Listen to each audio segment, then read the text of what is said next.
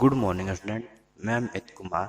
आइए, आज का हमारा ये फर्स्ट क्लास है। आइए हम जानते हैं कि इस वीडियो में आपको क्या देखने को मिलेगा।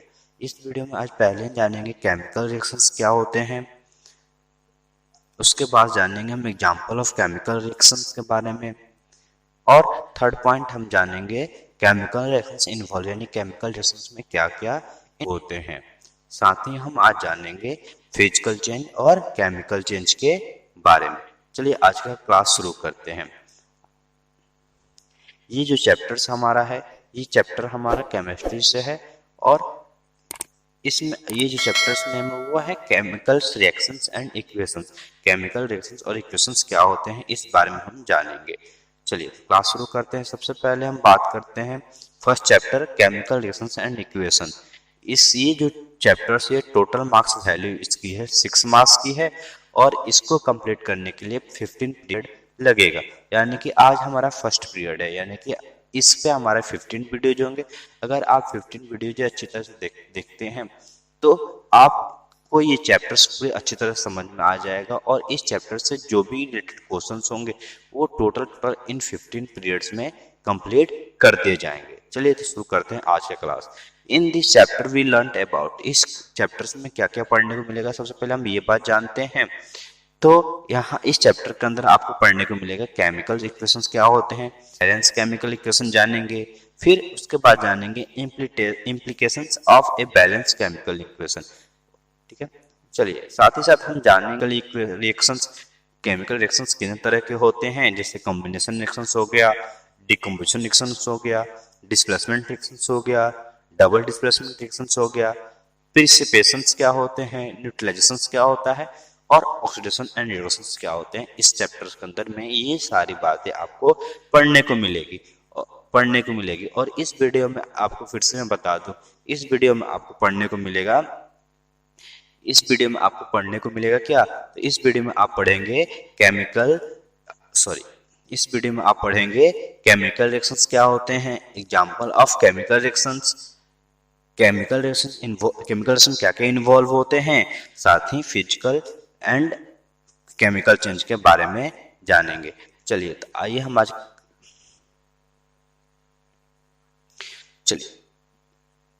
आज हम फर्स्ट चैप्टर शुरू करते हैं। सबसे पहले हम बात करेंगे केमिकल्स रिएक्शंस क्या होते हैं। तो बताया जा रहा है कि the process in which new substance with new properties are form, यानी कि वैसी प्रोसेस जिससे कोई नए सब्सटेंस का निर्माण हो और विथ न्यू प्रॉपर्टीज, और उसकी प्रॉपर्टीज भी क्या हो, न्यू हो। ठीक है, from one or more substance, एक या एक से अधिक सब्सटेंस अगर आपस में मिलकर के किसी एक नए पदार्थ का निर्माण करते हैं, किसी एक नए सब्सटेंस का निर्माण करते हैं, जिसकी प्रॉपर्टी क्या होती है, डिफरेंट होती है from previous substance, is called chemical reaction. तो इसी को क्या कहते हैं हम लोग, केमिकल रिएक्शंस कहते हैं। अगर आपको यहाँ समझ में नहीं आ रहा हो, आइए एक एग्जांपल के माध्यम से समझते हैं। यहाँ पे आप एग्जांपल देख रहे हैं, H2 हमने लिया है और प्लस O2 लिया है, और इससे क्या बन रहा है, H2O बन रहा है। यहाँ पे हम देख रहे हैं कि H2 जो है वो एक अलग सब्सटेंस है, और O2 जो है वो एक अलग सब्सटेंस है, और इनकी प्रॉपर्टीज भी अलग है। जैसे कि H2 की बात करें तो ये हाईली फ्लेमेबल होता है, और O2 इसको हेल्प करता है जलने के लिए। और जैसे ही ये दोनों आपस में मिलते हैं तो बनता है वाटर, डेट मीन H2O, और ये क्या होता है, ये इनफ्लेमेबल हो जाता है और ये जल नहीं सकता। तो आप यहाँ देख रहे हैं कि H2 जो है वो फ्लेमेबल है, इसका प्रॉपर्टी क्या है, अलग है, यानी कि ये जल सकता है, और O2 यानी कि आग को जलाने में हेल्प करता है। O2 आग को क्या करता है, जलाने में ये हेल्प करता है, और ये जलने वाला है और ये जलाने में हेल्प करता है, पर इससे जो आपका प्रोडक्ट बनता है वो तो जलता ही नहीं है। यानी कहने का मतलब ये कि जब दो सब्सटेंस आपस में मिलते हैं तो इससे एक नए सब्सटेंस का निर्माण होता है जिसकी प्रॉपर्टी भी नहीं होती है, और इसी को हम क्या कहते हैं, केमिकल रिएक्शंस कहते हैं। यानी कि the process in which a new substance with new property are form from one or more substance is called chemical reactions, इसी को केमिकल रिएक्शन कहते हैं। और अब हम बात करते हैं रिएक्टेंट के बारे में। तो यहाँ बताया जा रहा है the substance which take part in chemical reactions is called reactant, यानी कि वो सब्सटेंस जो केमिकल रिएक्शंस में अपना पार्टिसिपेट करते हैं उसे हम रिएक्टेंट कहते हैं। The substance which take part in chemical reaction, यानी कि H2 हुआ, ये H हुआ, हाइड्रोजन हुआ और ऑक्सीजन हुआ, ये क्या कर रहे हैं, तो ये केमिकल रिएक्शन में पार्टिसिपेट कर रहे हैं और यानी कि ये भाग ले रहे हैं, तभी क्या हो रहा है, केमिकल रिएक्शन हो रहा है। अगर ये इन्हीं कारण से ये पार्टिसिपेट कर रहे हैं, इसलिए क्या कहलाएंगे, ये रिएक्टेंट कहलाएंगे। तो substance which take part in chemical reaction are called reactant, यानी कि वो सब्सटेंस जो केमिकल रिएक्शंस में पार्टिसिपेट करते हैं उसे हम लोग रिएक्टेंट कहते हैं। चलिए, ये तो पार्टिसिपेट कर रहे हैं तो ये रिएक्टेंट कहलाते हैं। अब बताती है कि ये H2O क्या कहलाएगा, आइए देखते हैं। कहा जा रहा है कि the substance which are formed in chemical reactions, यानी कि वो सब्सटेंस जो केमिकल रिएक्शन के दौरान बनता है, क्या होता है, फॉर्म्ड होता है, बनता है। जैसे कि H2O क्या हो रहा है, तो यहाँ पे इस केमिकल रिएक्शंस में H2O बन रहा है, तो इसको हम लोग कहेंगे प्रोडक्ट। तो क्या कहेंगे हम लोग, प्रोडक्ट कहेंगे। फिर से बता दिया जाए, the substance which are formed in a chemical reactions, यानी कि जो सब्सटेंस केमिकल रिएक्शंस में बनता है उसको हम लोग प्रोडक्ट कहते हैं। चलिए, तो यानी कि अगर कोई पूछेगा आपको कि रिएक्टेंट कौन है और प्रोडक्ट कौन है, तो आप बता सकते हैं आसानी से कि ये H है और ये O2, ये दोनों क्या है, तो ये दोनों रिएक्टेंट हैं और H2O जो है वो क्या है, प्रोडक्ट है। चलिए, तो मैं आशा करता हूँ आप लोगों को समझ में आया होगा। चलिए, अब नेक्स्ट पॉइंट की बात करते हैं। अब नेक्स्ट पॉइंट हमारा है chemical example of chemical reactions, यानी कि केमिकल रिएक्शन में क्या क्या एग्जाम्पल्स होते हैं, आइए इसको देखते हैं। पहला बताया जा रहा है डाइजेशन ऑफ फूड, यानी कि जो हम भोजन माउथ के थ्रू लेते हैं, जो फूड्स माउथ के थ्रू लेते हैं वो क्या होता है, तो फूड पाइप को होते हुए हमारे स्टोमक तक जाता है और यहाँ पे इस स्टोमक में होता है HCl, यानी कि हाइड्रोक्लोरिक एसिड, जो उस फूड को ब्रेक डाउन करता है और उसको डाइजेस्ट करता है। तो ये डाइजेशन ऑफ फूड हुआ, और डाइजेशन ऑफ फूड भी क्या है, तो एक तरह का ये केमिकल्स रिएक्शन ही होता है। चलिए, अब हम बात करते हैं नेक्स्ट पॉइंट की। तो इसमें बताया जा रहा है रिस्पायरेशन। चलिए आइए देखते हैं, यानी कि जो ह्यूमन बींग्स होता है वो ऑक्सीजन लेता है from the atmosphere and that oxygen goes to the our lungs, है ना, और लंग्स में ऑक्सीजन जाने के बाद से ये ऑक्सीजन ब्लड वेसल्स के थ्रू हमारे बॉडी में पहुंचता है, और यानी कि जितने भी प्रोसेस होते हैं बॉडी पहुंचने के बाद से वो ऑक्सीजन हमें एनर्जी प्रोवाइड करता है, और जितने भी सारे रिएक्शंस होते हैं उनको हम बोलते हैं रिस्पायरेशन। और रिस्पायरेशन भी क्या है, एक तरह का ये भी एक केमिकल रिएक्शन ही कहलाता है।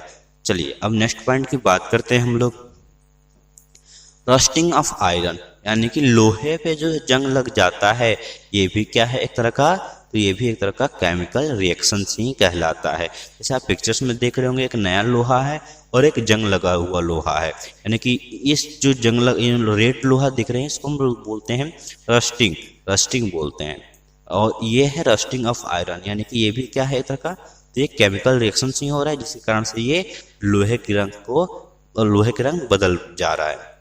चलिए, अब नेक्स्ट पॉइंट की बात करते हैं हम, तो बर्निंग ऑफ मैग्नीशियम रिबन, यानी कि जैसे ही आप मैग्नीशियम रिबन जलाते हैं तो उसे इस तरह से लाइटिंग के थ्रू वो जलना शुरू हो जाता है। तो बर्निंग ऑफ मैग्नीशियम रिबन भी क्या है, तो ये तरह का केमिकल रिएक्शन ही है। अब हम नेक्स्ट पॉइंट की बात करते हैं, तो फॉर्मेशन ऑफ कर्ड, यानी कि दूध से दही का बनना, ये भी क्या है, तो ये भी एक केमिकल रिएक्शन ही है।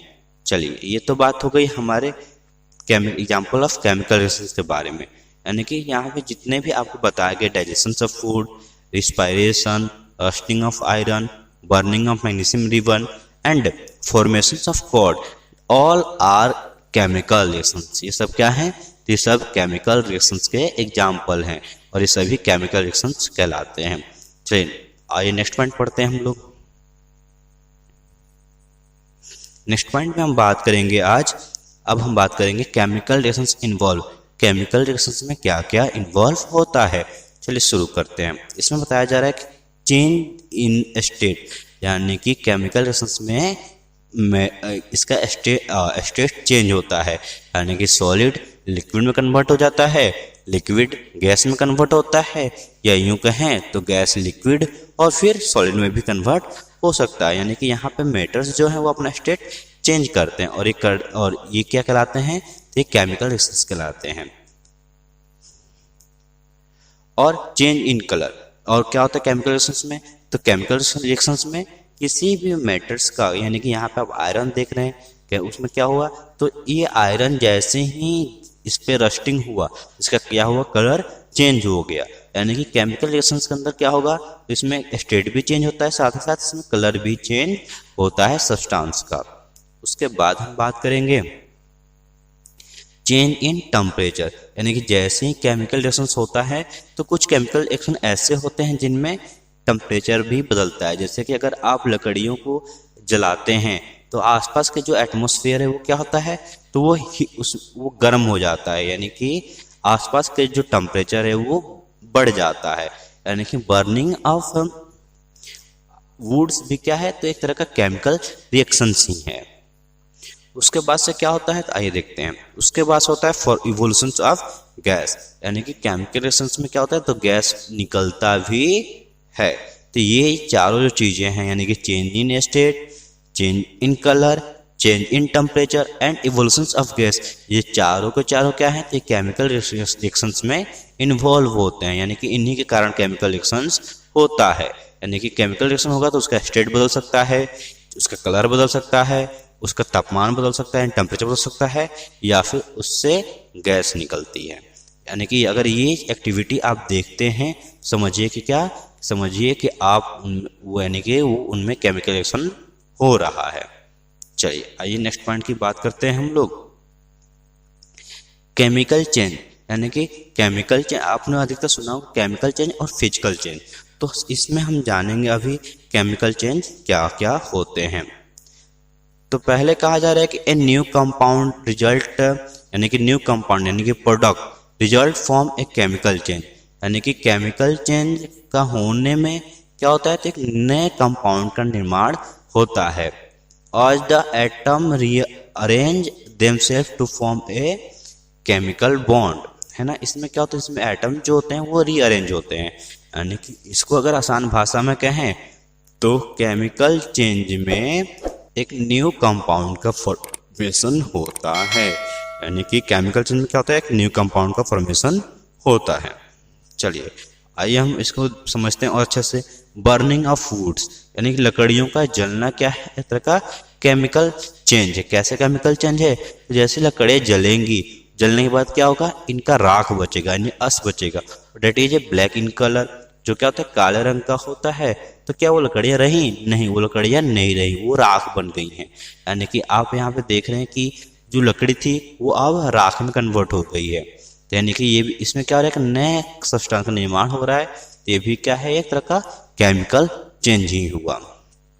उसके बाद से सॉरिंग ऑफ मिल्क, यानी कि आप लोग दूध तो पीते ही होंगे, पर हम वो दूध अगर लंबे समय तक छोड़ दें तो वो दूध हमें खट्टा लगने लगता है। अब जानिए वो खट्टा क्यों लगता है, तो क्योंकि वो खराब हो जाता है। और खराब होना भी क्या, देन दूध का खराब होना यानी कि सॉरिंग मिल्क, ये भी क्या है, एक तरह का केमिकल चेंज ही कहलाता है। उसके बाद से mix of acid and base, अगर आप एसिड और बेस को आपस में मिलाते हैं तो सॉल्ट बनता है, और ये भी एक तरह का क्या है, तो ये भी एक तरह का केमिकल चेंज ही कहलाता है।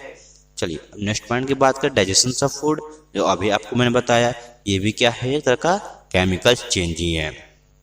उसके बाद से कुकिंग ऑफ एग्स, यानी कि अंडे को पकाना, ये भी एक तरह का केमिकल चेंज ही होता है। यानी अंडा जो होता है वो लिक्विड स्टेट में होता है, और जैसे ही हम उसको तवे पर डाल कर फ्राई करते हैं तो सॉलिड स्टेट में कन्वर्ट हो जाता है। यानी कि cooking of egg are also chemical change. उसके बाद से हम बेकिंग ए केक, आप अपने घर में केक बनाते होंगे, ये भी क्या है, तो एक केमिकल चेंज ही हुआ, क्योंकि वो आटा होता है और आटे के बाद मैदे या फिर आटा या फिर जो भी कुछ आप बनाते हैं इंग्रेडिएंट्स होते हैं वो अब कुछ और बन चुके होते हैं। यानी कि वो इंग्रेडिएंट्स खाने लायक तो पहले नहीं होते हैं, पर वो अब केक को खाने लायक हो गया। यानी कि इसमें भी प्रोडक्ट जो है वो चेंज हो गया। तो ये भी क्या है, केमिकल चेंज ही होता है। उसके बाद से रस्टिंग ऑफ आयरन, यानी कि लोहे पे जंग लगना भी क्या कहलाता है एक तरह का, तो ये भी एक तरह का केमिकल चेंज ही कहलाता है। चलिए, यानी कि जितने भी यहाँ पे आपको पॉइंट्स बताए गए, यानी कि बर्निंग ऑफ फूड, साउरिंग मिल्क, दूध का खट्टा हो जाना, मिक्सिंग एसिड एंड बेस, यानी कि एसिड बेस को साल्ट को जब मिक्स करते हैं, एसिड और बेस को जब मिक्स करते हैं तो साल्ट बनता है, ये भी केमिकल चेंज है। डाइजेशन ऑफ फूड, यानी कि भोजन का पचना, ये भी क्या है, केमिकल चेंज है। कुकिंग इन एग, अंडे को पकाना, ये भी एक केमिकल चेंज है। बेकिंग ए केक को बनाना, ये भी केमिकल चेंज है। और rusting of iron is a also chemical change, और रस्टिंग ऑफ आयरन भी केमिकल चेंज कहलाता है। चलिए, ये तो बात होगी केमिकल चेंज के बारे में। अब हम बात करेंगे फिजिकल चेंज के बारे में। इसमें कहा जा रहा है कि no new chemical species form in a physical change, यानी कि कहने मतलब ये, इसमें कोई भी सब्सटेंस, नए सब्सटेंस का निर्माण नहीं होता है, यानी कि पुराने जो सब्सटेंस पार्टिसिपेट करते हैं इसमें वही रह जाते हैं, उनका दूसरा नया सब्सटेंस का निर्माण नहीं होता है। Changing the state of pure substance between solid, liquid and gas phase of matters are physical change. अगर हम समझने की कोशिश करें तो जो प्योर सब्सटेंस होता है, चाहे वो सॉलिड हो, लिक्विड हो, गैस हो, ये इनका केवल फेज बदलता है ना। और ये जो फेज बदलने का कारण क्या है, तो फेज बदलता है तो इसलिए ये क्या कहलाते हैं, फिजिकल चेंज कहलाते हैं। Since the identity of the matter do not change, और इनका जो आइडेंटिटी होती है, इनकी जो पहचान होती है वो चेंज नहीं होती। जैसे एग्जांपल में ले वाटर को, तो वाटर को अगर हम फ्रीज करते हैं तो वो आइस बन जाता है, और आइस को जैसे ही हम गर्म करते हैं तो फिर से वो गर्म होकर के बॉयल होना शुरू होता है, वाटर होता है, और अधिक बॉयल करने पे वो इवोपरेट होकर के गैस फॉर्म में कन्वर्ट हो जाता है। पर हम देखेंगे ध्यान से तो आइस भी क्या रहा, एक वाटर का ही फॉर्म है, और गैस भी अगर बात करें तो स्ट्रीम उसकी, यानी कि जो वाष्प निकला वो गैस है, और वो भी क्या है, एक वाटर का ही फॉर्म है। तो इसलिए ये boiling of water, freezing of water and evaporating of water, ये क्या है, ये तीनों ही फिजिकल चेंज के अंदर आ जाते हैं। चलिए, अगर एग्जाम्पल की बात करें तो krumping A sheet of aluminium fall, aluminium fall को क्रम्प कर देना, यानी कि निचोड़ देना, तो ये भी क्या है, तो यहाँ पे हम देख रहे हैं एल्युमिनियम फॉल को फिर से अगर खोल लें हम तो वो एल्युमिनियम का फॉल ही रहेगा, ना कि कोई दूसरा चीज बन जाएगा। हाँ, इसमें शेप साइज में चेंजिंग होगा, पर इसका मतलब ये नहीं कि वो एल्युमिनियम ना रहे, तो वो एल्युमिनियम ही रहता है, इसलिए क्या कहलाता है, फिजिकल चेंज कहलाता है। ऐसा नहीं है कि वो एल्युमिनियम से कुछ और बन जाएगा, इसी वजह से ये फिजिकल चेंज कहलाता है। उसके बाद से हम बात करते हैं melting of ice is a physical change. Ice था तो भी वाटर था, और मेल्ट होने के बाद से भी क्या होगा, वाटर ही रहेगा, यानी कि इसमें कोई न्यू सब्सटेंस का फॉर्मेशन नहीं हो रहा है, इसलिए ये फिजिकल चेंज कहलाता है। उसके बाद से हम बात करते हैं ब्रेकिंग ए बोतल, यानी कि एक बोतल का टूटना, ये भी क्या है, तो ये भी फिजिकल चेंज है। यहाँ पे आप देख रहे हैं जो ग्लास है, वो ग्लास चाहे बोतल हो तो भी वो ग्लास है, और टूटने के बाद भी छोटे छोटे उसके जो टुकड़े होंगे वो भी गिलास ही कहलाएंगे। इसमें भी कोई नया सब्सटेंस का निर्माण फॉर्मेशन नहीं हो रहा है, इसलिए it is also a physical change. Next point, boiling A water, यानी कि यहाँ पे आप देख रहे होंगे वाटर जो है वो बॉयल हो रहा है, बॉयल होकर इवोपरेट होगा, और इवोपरेट होगा तो वो गैस में कन्वर्ट हो जाएगा। पर यहाँ बॉइलिंग ऑफ वाटर भी क्या है, तो एक फिजिकल चेंज है, क्योंकि जो वाटर बॉयल हो रहा है वो उस समय भी वाटर ही है, उसके कैरेक्टर्स में कोई चेंजिंग नहीं हो रही है, इसलिए वाटर का बॉइलिंग होना भी क्या है, फिजिकल चेंज कहलाता है। इवोपरेशन ऑफ अल्कोहल, यानी कि आपने कभी कभी देखा होगा सैनिटाइजर जो आजकल यूज हो रहे हैं, या फिर अल्कोहल जैसे आप अपने हाथों को लगाते हैं तो कुछ समय बाद उड़ने लगता है, यानी कि आपके हाथों से गायब हो जाता है, ये भी क्या है, एक फिजिकल चेंज ही कहलाता है। उसके बाद से श्रेडिंग पेपर्स, यानी कि पेपर जो वेस्ट पेपर्स होते हैं उनको छोटे छोटे टुकड़ों में कन्वर्ट कर देना भी एक तरह का फिजिकल चेंज ही कहलाता है। उसके बाद sublimation of dry ice into carbon dioxide vapour, यानी कि सब्लिमेशन यानी कि आप जानते होंगे जो ड्राई आइस होता है वो बिना लिक्विड में कन्वर्ट हुए गैस में कन्वर्ट हो जाता है। तो ये भी क्या है एक, तो ये भी एक फिजिकल चेंज ही है। चलिए, आप अभी देखा आपने फिजिकल चेंज और केमिकल चेंज के बारे में, आइए हम देखते हैं इसका डिफरेंस बिटवीन फिजिकल चेंज और केमिकल चेंज क्या होते हैं, यानी कि इन दोनों में क्या क्या डिफरेंस हैं। सबसे पहले हम बात करते हैं एक्सप्लेनेशन देखते हैं। तो कहा जा रहा है कि in physical change the molecule are rearrange while their actual composition remain same. यहाँ बताया जा रहा है कि यहाँ बताया जा रहा है आपको कि जो फिजिकल चेंज होता है उनमें मॉलिक्यूल का रीअरेंजमेंट होता है पर उनका एक्चुअल कॉम्पोजिशन सेम रहता है। जैसे हम बात करें H2O की, तो H2O में आप देख रहे होंगे कि H2O जो है चाहे वो जिस कंटेनर में भी रखें आप, वो H2O ही नहीं जल ही रहेगा और हमेशा H2 और O ही रहेगा। और इन केमिकल चेंज में क्या होता है, the molecule composition of substance completely change. और इसमें क्या होता है, इसमें जो मॉलिक्यूलर कंपोजिशन से सब्सटेंस का वो बिल्कुल का बिल्कुल बदल जाता है और बदल करके एक नए सब्सटेंस का निर्माण करता है। जैसे कि अभी आपने एग्जांपल में देखा था कि H2 था और O2 था, ये दोनों आपस में मिलकर के H2O बनाए, यानी कि H2 एक अलग था और O2 एक अलग था, वो एक अलग अलग कंपोजिशन था और प्रोडक्ट में क्या बना, H2O बना, जो एक अलग ही कंपोजिशन का बना। उसके बाद हम इसके एग्जाम्पल में देखें तो some example of physical change are freezing of water, यानी कि पानी का जम जाना, मेल्टिंग ऑफ वैक्स, मोमबत्ती जब जलाते हैं तो उसमें जो वैक्स पिघलता है वो भी क्या है, फिजिकल चेंज है। बॉइलिंग ऑफ वाटर, पानी का उबलना भी फिजिकल चेंज कराता है। वहीं अगर केमिकल चेंज में एग्जाम्पल में देखें तो कहा जा रहा है कि few example of chemical change are digestion of food का डाइजेस्ट होना, यानी रोटी खाते हैं पर रोटी थोड़ी रहता है, एंड बर्निंग ऑफ कोयले का जलना, एंड रस्टिंग ऑफ आयरन, ये क्या है, तो ये केमिकल चेंज है।